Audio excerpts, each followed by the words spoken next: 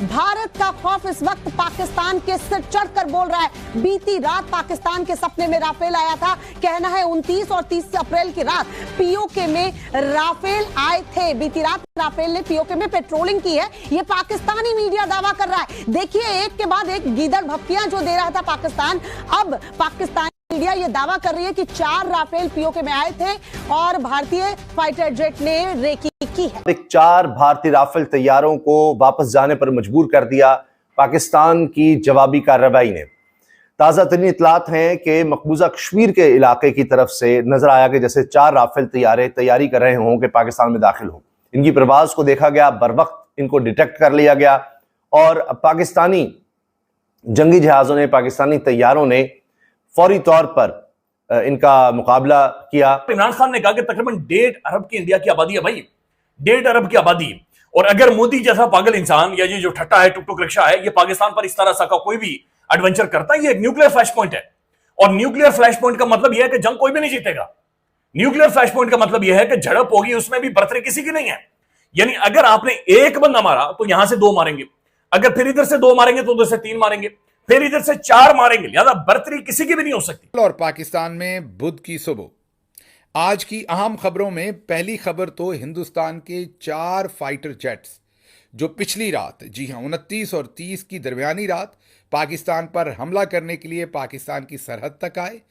आगे से एयरफोर्स ने उन्हें डिटेक्ट किया, जिसकी वजह से वो पाकिस्तान में दाखिल ना हो सके, ये फौजी जराए क्लेम कर रहे हैं। मिडनाइट 2 बजे पाकिस्तान के इंफो मिनिस्टर अता तारड़ साहब ने एक प्रेस कॉन्फ्रेंस की थी और 2 बजे रात को, आधी रात को जब वो प्रेसर की गई तो सब हैरान और परेशान रह गए। एक पैनिक क्रिएट हुआ और जो सो रहे थे वो उठ के बैठ गए जब उनको बताया गया जी प्रेस कॉन्फ्रेंस हो रही है।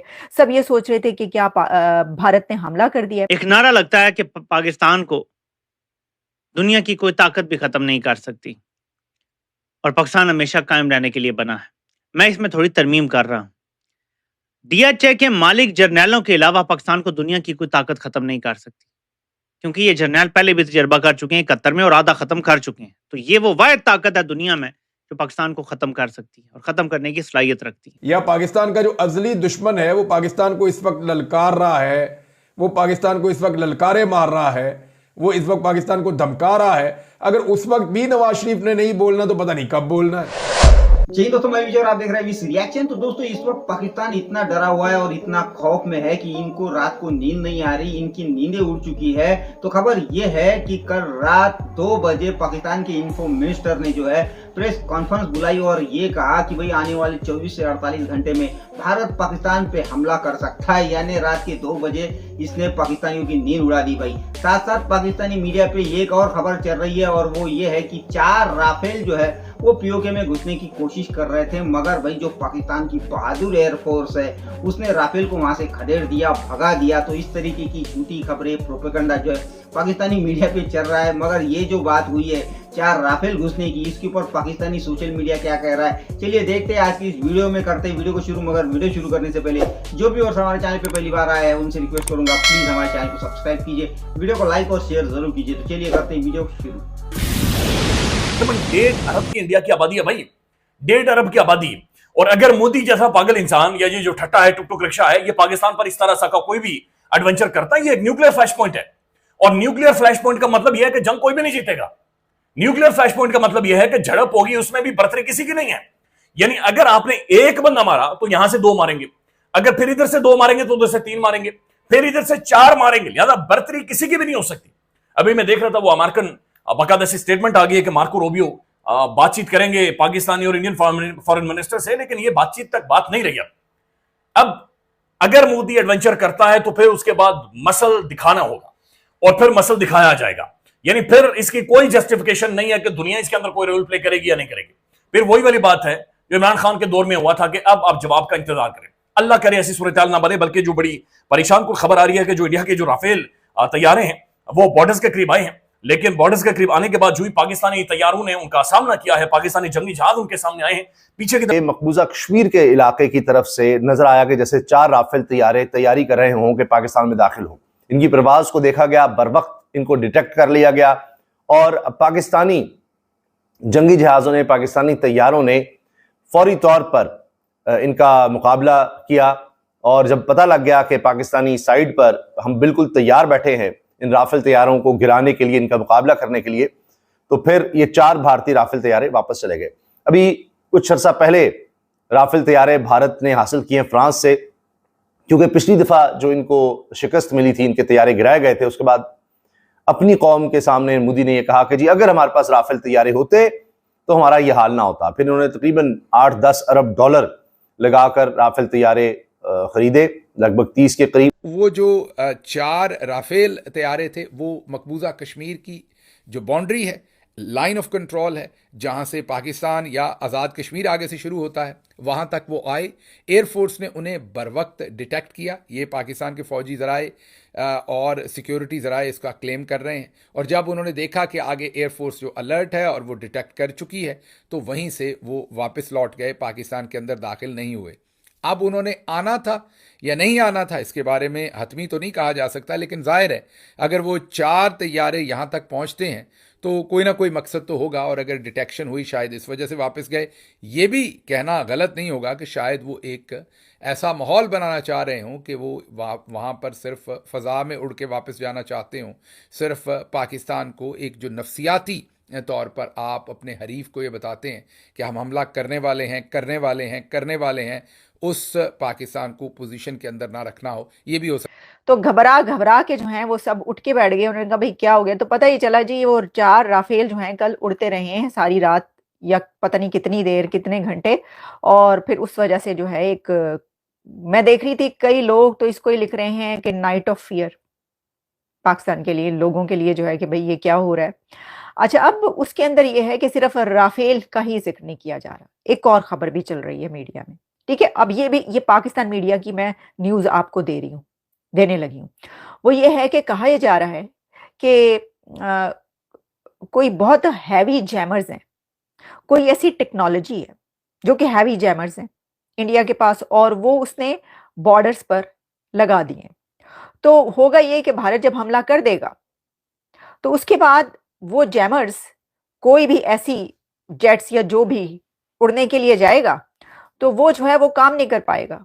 पता नहीं जीपीएस जो है वो उसको बंद कर देगा, हर चीज कंट्रोल कर लेंगे वो जैमर्स, तो पाकिस्तान जवाबी हमला कर ही नहीं सकेगा। हमारे पास अगर इतने इररिफ्यूटेबल सबूत मौजूद है, हम क्यों इंडिया के अंदर स्ट्राइक नहीं करते?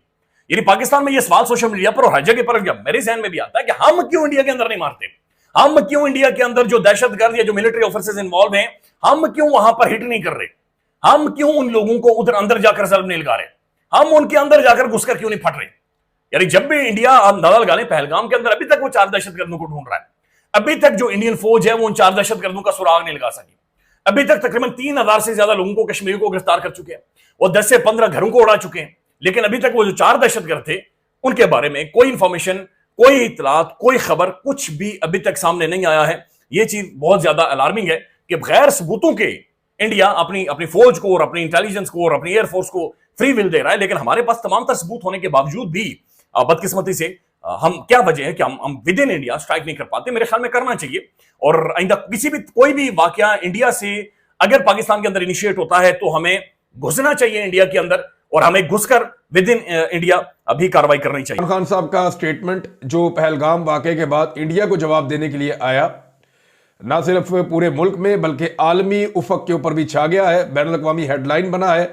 यानी नवाज शरीफ साहब से तो इस तरह का कोई काम हो ही नहीं पाता, वो कर ही नहीं पाते। मेरे ख्याल में नवाज शरीफ साहब से जो है ना, वो शेर का इंतखाबी निशान लेकर ना उन्हें बिल्ली का इंतखाबी निशान दे देना चाहिए। वजह यह है कि अगर वो पाकिस्तान के लिए नहीं बोल सकते, या पाकिस्तान का जो अजली दुश्मन है वो पाकिस्तान को इस वक्त ललकार रहा है, वो पाकिस्तान को इस वक्त ललकारे मार रहा है, वो इस वक्त पाकिस्तान को धमका रहा है, अगर उस वक्त भी नवाज शरीफ ने नहीं बोलना तो पता नहीं कब बोलना है। अभी आप पाकिस्तान तहरीक इंसाफ के खिलाफ कह दें तो 1 मिनट के लिए प्रेस कॉन्फ्रेंस करने के लिए इनके मुंह से झाग निकलना शुरू हो जाएगी, ये सारे के सारे आ जाएंगे। मैं इंफॉर्मेशन मिनिस्टर ने एक स्टेटमेंट दिया है, मैं वो पढ़ रहा था, सुन रहा था स्टेटमेंट, तो उसमें वो अड़क अड़क के रुक के बोल रहे थे। जब लेकिन पीटीआई के खिलाफ बोलते हैं तो बड़े फ्लो के अंदर बोलते हैं। हैरत होती है मुझे वैसे इन लोगों पे। मतलब इस ऐलान की कोई समझ नहीं आई कि रात के 2 बजे पाकिस्तान का so called information minister television पर आता है और कहता है कि हमारे पास मुसद्दका इतलात हैं कि इंडिया ने अगले 36 से 48 घंटे के अंदर अंदर नहीं 24 से 36 घंटे के अंदर अंदर हम पर हमला कर देना है। तो भाई ये कहने की क्या ज़रूरत है, आप सिर्फ एक ट्वीट कर दें ज़्यादा से ज़्यादा, और वो भी मिनिस्टर को ना करने दें, किसी और जर्नलिस्ट से ये करवा दें। कई और 100 तरीके होते हैं, पाकिस्तान की जो सरकारी न्यूज़ एजेंसी है उससे ये काम करवा दें। इससे आप वीक लगे हैं। इट लुक्स लाइक जैसे कि आप परेशान हैं, आपको कोई परेशानी हो रही है कि इंडिया ने हमला कर देना। आप ज़रा तगड़े रहें, दबंग तरीके के साथ आप एक्ट करें। जब वो करेंगे तो फिर देखा जाए। पाकिस्तान जवाब ही नहीं दे सकेगा उन जैमर्स की वजह से जो कि हैवी जैमर्स लगाए गए हैं बॉर्डर्स पर। अच्छा, तो फिर तो छुट्टी, फिर तो वेरी गुड, आपको तो कोई करने की जरूरत ही नहीं। फिर तो आप कह दें कि भाई वो जैमर्स लग गए तो हम हमले का जवाब कैसे दें। मतलब आप ये कहना चाह रहे हैं। मुझे दिस इज अनबिलीवेबल, लेकिन मुझे समझ नहीं आई ये बात। मैं आपको पाकिस्तान मीडिया से ही बता रही हूँ।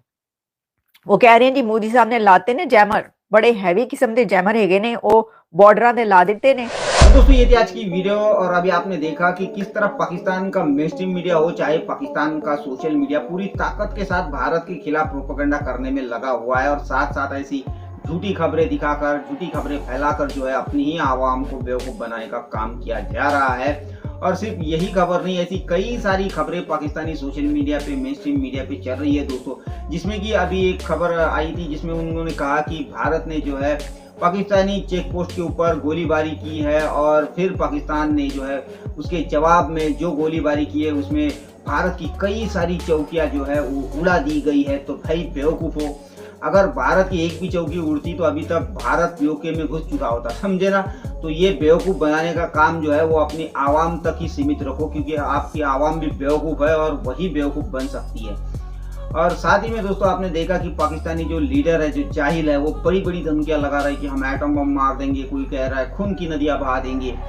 और वही दूसरी तरफ दोस्तों इनका पीएम और इनका फॉरेन मिनिस्टर दुनिया भर से हाथ जोड़ के भीख मांग रहा है कि भाई कोई तो भारत को रोके। तो ये हाल है दोस्तों इनका, ये सिर्फ बड़ी बड़ी बातें कर सकते हैं, जब पड़ेगी ना तब पता चलेगा। तो खैर ये थी आज की वीडियो, आशा करता हूँ आप सभी को अच्छी लगी होगी। इसीलिए चलते हैं, मिलते हैं अगली वीडियो में, तब तक के लिए जय हिंद।